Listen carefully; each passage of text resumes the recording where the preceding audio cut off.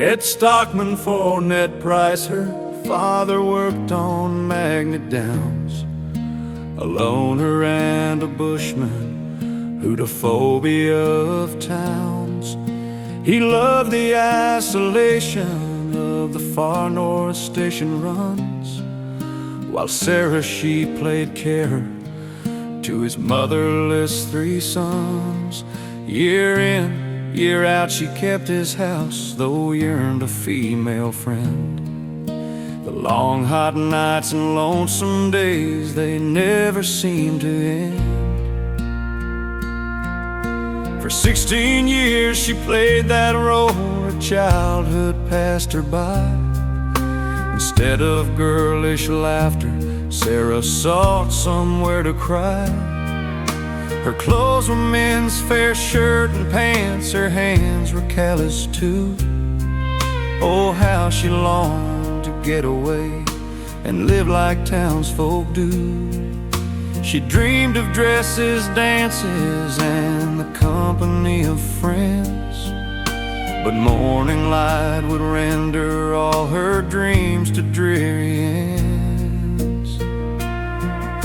A stranger stopped to stay a while, for Ned had found him work.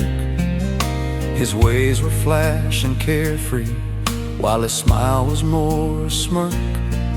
He sensed the insecurity which plagued poor Sarah's life, then played upon her heartstrings, though his song was penned with strife. So masterful the melodies, they stole sweet Sarah's heart. Within the months she left with him, this man she called her Bart. For near 9 months they lived as swells and tasted town delights, till deep in debt and desperate they fled like frightened kites. Bart headed for the Bloomfield, where he'd mined for 10 before, and home would be a shanty isolated from the law. Exhausted and her child near due, poor Sarah lived in dread of life in isolation and the gloom which lay ahead. She raised her firstborn daughter by the Bloomfield's upper arm, and Bart the artful lover, well, he'd lost his luring charm. He'd fossick for their livelihood, which sometimes paid quite well, but Bart would go on drunken sprees and leave them in that hell. So often left with little food, bush tucker was their fare, until her demon reappeared, complained she did not dare. She'd been the subject of his rage on more than one account, so for her little daughter's sake this ploy was paramount.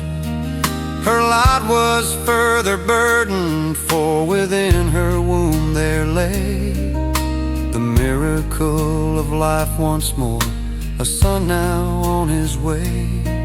'Twas just another mouth to feed was what filled Sarah's head.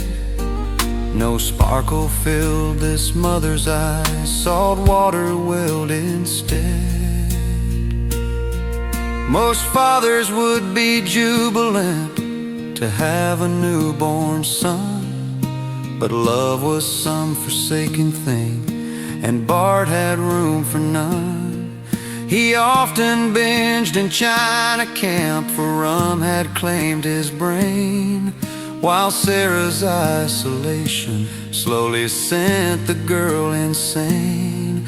Like feral creatures of the bush, her infants roamed at will, and Sarah's soul just pined away till slowly she grew ill.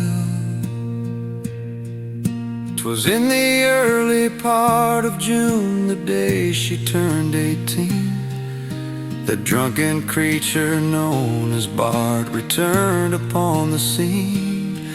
He found the shanty empty and devoid of human form, the silence like a deathly calm which comes before the storm.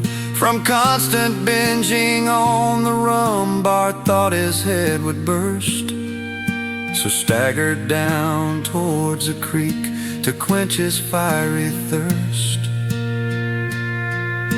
Then as he cupped its contents, which was cold and crystal clear, Bart's face became so ghostly white, his eyes were filled with fear.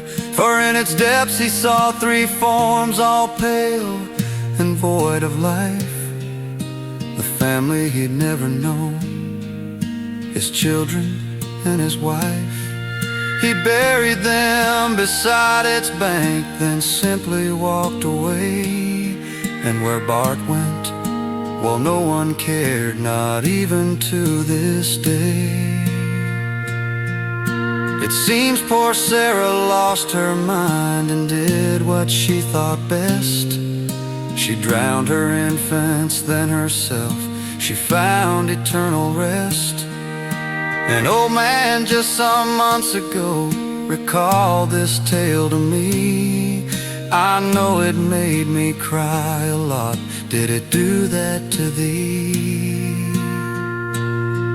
And Lord, when it comes time to judge the living and the dead, please think of Sarah and her kids. You saw the life they led.